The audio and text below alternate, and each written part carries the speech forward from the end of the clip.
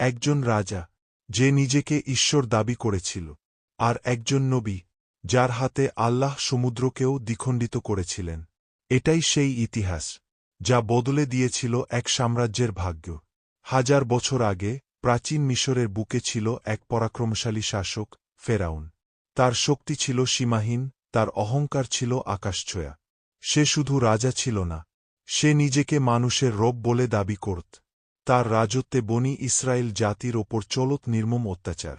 তাদেরকে বানানো হতো দাস, তাদের পরিশ্রমে গড়ে উঠত প্রাসাদ ও শহর।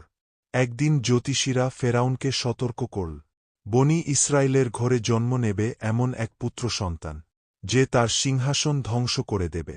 অহংকারী ফেরাউন সঙ্গে সঙ্গে আদেশ দিল, বনি ইসরায়েলের ঘরে জন্ম নেওয়া প্রতিটি পুত্র সন্তানকে হত্যা করা হবে। চারদিকে ছড়িয়ে পড়ল ভয় আর আতঙ্ক। মায়েদের বুক থেকে সন্তান কেড়ে নেওয়া হতো। ঠিক সেই ভয়ঙ্কর সময়েই জন্ম নিলেন হযরত মূসা আলাইহি ওয়াসাল্লাম। আল্লাহ তার মায়ের অন্তরে ইলহাম দিলেন, ভয়ে করো না, তাকে দুধ পান করাও, আর যখন ভয়ে অনুভব করবে, তাকে নদীতে ভাসিয়ে দাও, আমি তাকে তোমার কাছেই ফিরিয়ে দেব। একজন মা নিজের হিজ্জের টুকরো সন্তানকে একটি ছোট ঝুড়িতে রেখে নীল নদের জলে ভাসিয়ে দিলেন। চোখ ভরা অশ্রু, কিন্তু অন্তরে ছিল আল্লাহর ওপর অটুট ভরসা। আল্লাহর কুদরত দেখুন, সেই ঝুড়ি ভেসে গিয়ে থামল ফেরাউনের রাজপ্রাসাদের ঘাটে। ফেরাউনের স্ত্রী আছিয়া শিশুটিকে দেখে মায়ে পড়লেন। তিনি বললেন, এ শিশুকে হত্যা করো না, সে আমাদের চোখের শীতলতা হবে। ফেরাউন জানত না, যাকে সে নিজের প্রাসাদে লালন করছে, সেই হবে তার পতনের কারণ। বছর কেটে গেল। হযরত মূসা আলাইহি ওয়াসাল্লাম বড় হলেন। যৌবনে এক ঘটনার পর তিনি মিশর ছেড়ে চলে গেলেন মাদ্যানে। সেখানে বহু বছর অতিবাহিত করার পর আল্লাহ তাকে নবুয়ত দান করলেন। তার হাতে দিলেন এক লাঠি, যা আল্লাহর হুকুমে মোজেজায় পরিণত হতো, আর তার হাত উজ্জ্বল আলোয় দীপ্ত হতো আল্লাহর কুদরতে, আল্লাহর নির্দেশে।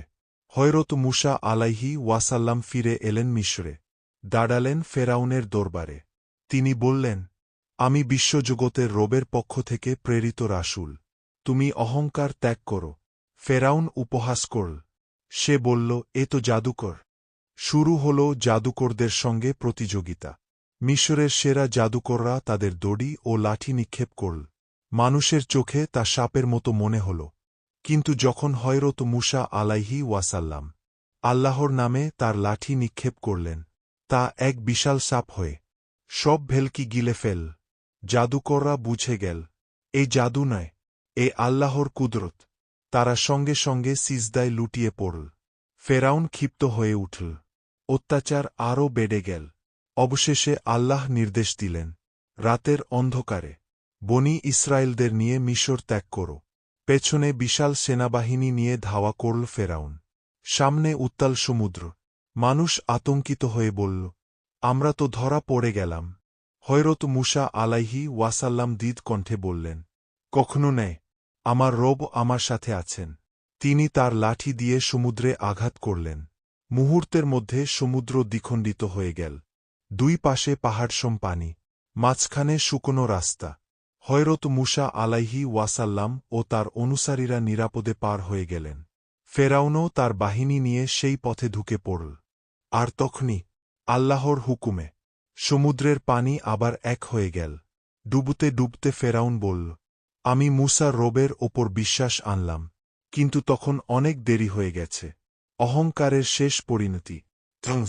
এই ঘটনা শুধু ইতিহাস নয়, এ এক চিরন্তন শিক্ষা, যে আল্লাহর সঙ্গে বিদ্রোহ করে, তার শক্তি যত বড়ই হোক, তার পরিণতি ধ্বংস। আর যে আল্লাহর ওপর ভরসা করে, তার জন্য খুলে যায় সমুদ্র। এই ভিডিওটি যদি ভালো লেগে থাকে তো চ্যানেলটা সাবস্ক্রাইব করে যাবেন এবং চ্যানেলটার পাশে থাকবেন। প্রতিদিন এইরকম মোটিভেশনাল ভিডিও এই চ্যানেলটাই পেতে থাকবেন এবং আপনারা দেখতে থাকবেন। আসসালামু আলাইকুম।